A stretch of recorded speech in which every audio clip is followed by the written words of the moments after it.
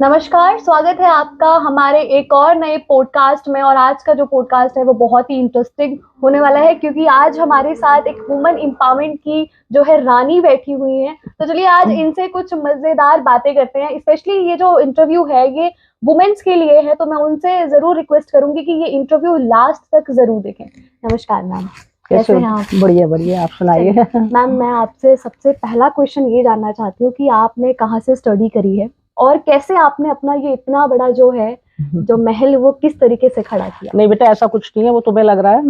मैंने तो बस जो भी कुछ खड़ा किया बेटा मेहनत से किया है। But I started this in 1992। 92 में मैंने स्टार्ट किया था। और बहुत ही थोड़े से बजट में, थोड़े से सूट्स के साथ। Before this I started a parlour there. अच्छा, ओके। हाँ, मैंने पहले पार्लर बनाया। बट वो बस कुछ ऐसा हुआ कि मेरे हस्बैंड और ये सारा बिजनेस कुछ ऐसा लेना था कि हम दोनों ही किसी बिजनेस में आ सके। तो पार्लर में उनको थोड़ा सा प्रॉब्लम भी था। तो मुझे ऐसा लगा, उसी के साथ साथ मैंने जो है सूट्स का जब स्टार्ट किया तो ये एकदम बूम पे चलने लगा। अच्छा। तो फिर मुझे लगा कि ये ही मेरे लिए है। तो वैसे आपने स्टडी क्या किया? स्टडी तो बेटा जिस समय 92 में किया तो उस समय तो फैशन डिजाइनिंग, ये सोचो कि हमारी अप्रोच से बहुत बाहर था। हम रुड़की में पले बड़े जो हैं इतने छोटे से शहर पे, और माँ बाप कहाँ भेजते थे बेटा। कोई स्टडीज इसमें नहीं थी। बट एक थोड़ा सा बिजनेस माइंड दिमाग में था, और बिजनेस क्लास फैमिली से थी मैं। थोड़ा सा जब मेरा शादी हुई तो यूं कहो कि कुछ जरूरतें भी हो गई। बिल्कुल। हाँ, पिछले बिजनेस कुछ ऐसे हुए कि जो हमें बिल्कुल बंद से करने पड़ गए। तो उसी लम्हे हमें लगा कि चलो कुछ करना है। अदरवाइज बेटा मेरी तो लाइन दूसरी थी, इंग्लिश लिटरेचर मेरा सब्जेक्ट था। पीएचडी में एडमिशन भी हुए थे, बट मेरा वो पूरा नहीं हो सका, बच्चे छोटे थे। तो बस कैसे और कब कैसे स्टार्ट हुआ, बस वो इतने छोटे स्केल में भी किया था, मुझे लगा भी नहीं कि ये मैं इतना आगे बढ़ा पाऊंगी। लेकिन अगर जैसे आप बोल रहे हैं कि आपने स्टडी इंग्लिश लिटरेचर से की हुई, तो आप और भी बहुत सारी बिजनेस की अगर बात करें तो और भी बहुत कुछ कर सकती थी। लेकिन यही क्यों कि पार्लर खोलेंगे या फिर बुटीक खोलेंगे, यही सब चीजें? एक तो मेरी प्रॉपर्टी कुछ ऐसी जगह पर थी, मैं रेंट मैं अफोर्ड ही नहीं कर पा रही थी उस समय रेंट। और मुझे लगा कि जो भी कुछ करना है और इतने छोटे बच्चों के साथ करना है तो let's start with home only.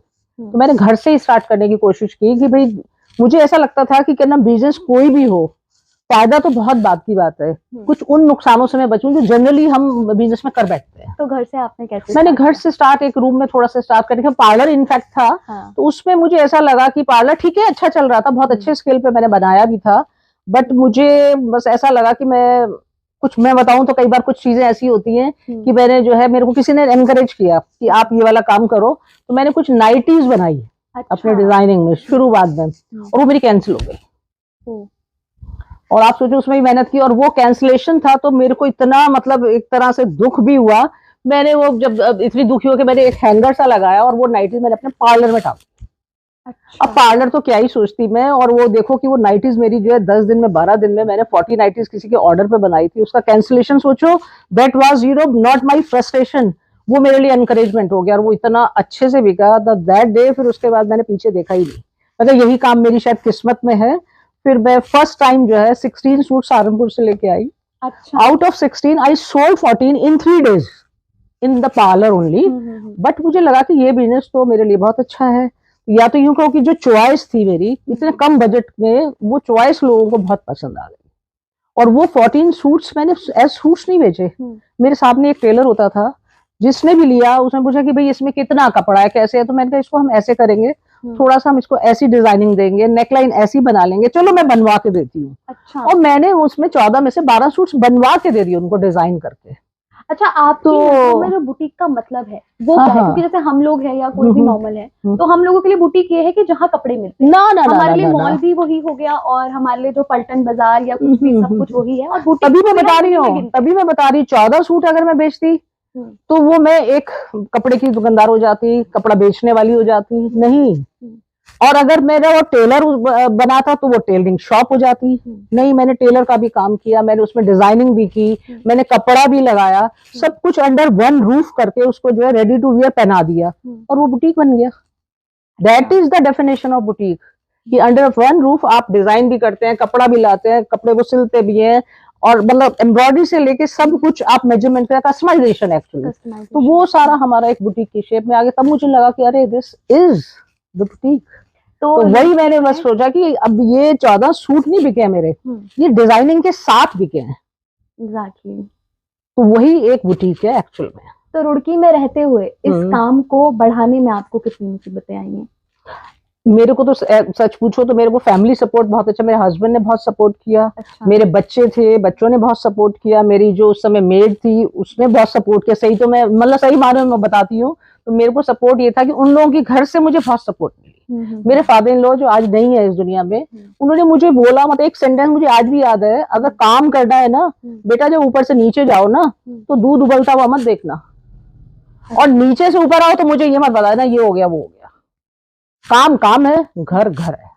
और मैंने उसके बीच में एक ऐसी दीवार खींची हुई थी कि मैं कभी ना मैंने घर को डिस्टर्ब किया अपने बिजनेस से, और ना अपने बिजनेस को अपने घरेलू प्रॉब्लम से डिस्टर्ब किया। आज जो है रुड़की में कई बुटीक्स खुल चुके हैं, कई रेस्टोरेंट भी खुल चुके हैं, लेकिन अगर रेस्टोरेंट और बुटीक की बात करें तो नंबर 1 पे सिर्फ करिश्मा बुटीक है। ये तो आप लोगों का बड़प्पन है।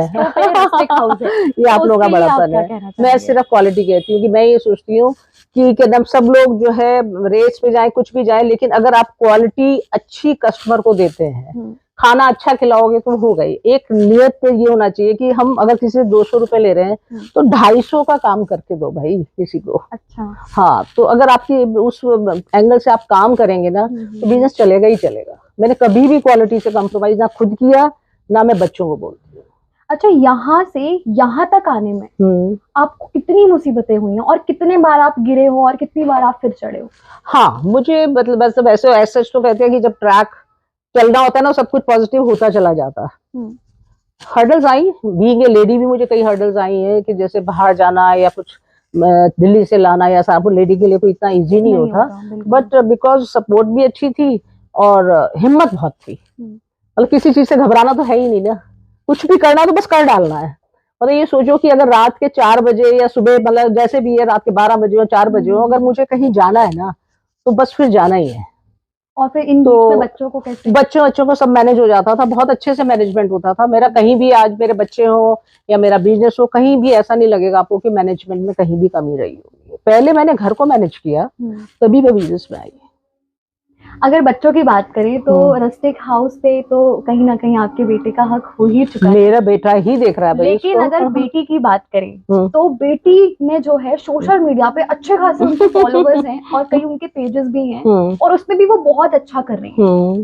लेकिन अगर मैं जिस सिटी में हम लोग रहते हैं इसकी बात करूँ तो आज भी इस सिटी में ऐसी बहुत सी जगह है जहाँ लड़कियों को, इंस्टा तो बहुत दूर की बात है, फेसबुक फोन यूज ही नहीं करने दिया जाता। तो उसके लिए आप क्या कहना चाहेंगे? ये तो बच्चों को, क्योंकि मेरा एक ही, मैंने ये सारे बिजनेस में आने का तरीका भी यही था मेरे को, या को जरूरत भी यही थी कि मेरी जो पीएचडी पूरी नहीं हो पाई, वो अंदर से एक इच्छा थी कि मेरे बच्चों को मैं पढ़ा दूं बस।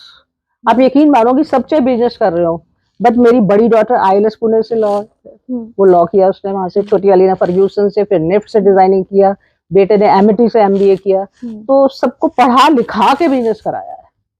और इसके बावजूद कि मेरा अपना बुटीक था, फिर भी मैंने फैब इंडिया में उसको जॉब कराया। अच्छा। हाँ, अभी भी बड़ी बेटी मेरी घाना से आई तो उसी को असिस्ट कर रही है, दोनों इकट्ठा कर रही है, दोनों मतलब मेरी डॉटर्स बिजनेस कर रही हैं। तो वो अब आज के बच्चे हैं तो उन्होंने मेरे बिजनेस को बहुत ऑर्गेनाइज, बहुत मॉडर्नाइज और जिस तरह से भी कर रहे हैं वो बहुत अच्छे से कर रहे हैं। तीनों बच्चे बहुत अच्छे से कर रहे हैं। मैम ने हमें एक बात बताई थी कि मैंने 4000 से स्टार्ट किया, तो मैम वो 4000 आज के टाइम पे 4 लाख बन गए हैं। लेकिन मैं ये जानना चाहूंगी उस टाइम पे 4000 की कीमत भी बहुत हुआ करती थी। हाँ, बहुत नहीं, 92 में ऐसा नहीं मैं कह सकती, बहुत कम था वो बजट। अच्छा, मतलब उस समय भी बिजनेस 25-30 हजार से मिनिमम स्टार्ट होता था, जो मैंने 4000 से किया। जो 4000 से किया। तो मैं जानना चाहूंगी कि वो 4000 कहाँ से अरेंज हुए?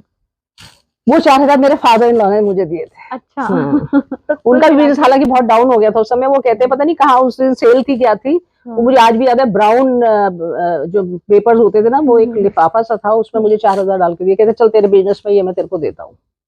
वो 4000 उन्होंने दिए थे मुझे। तो कहीं ना कहीं आपके पीछे आपकी फैमिली बहुत बड़ा हाथ है सभी का, मेरे बहन भाइयों का, मेरी नंदों का, मेरे सास ससुर का, मेरे हस्बैंड का, मेरे बच्चों का, सबका सपोर्ट रहा है। चलिए, तो मैं उस मामले में बहुत लकी रही हूँ। चलिए, तो अभी के लिए हम इसको यही रोकते हैं। हम मैम से दोबारा बात करेंगे और मैम की पूरी जर्नी को हम एक और वीडियो में जरूर आपके साथ शेयर करेंगे कि कैसे मैम ने 4000 से 4 लाख तक पहुंची और कैसे बच्चों को इतना मतलब बड़ा एक अचीवमेंट उनको मिला है और आज एक जाने माने हस्ती कहलाई जाती है मैम।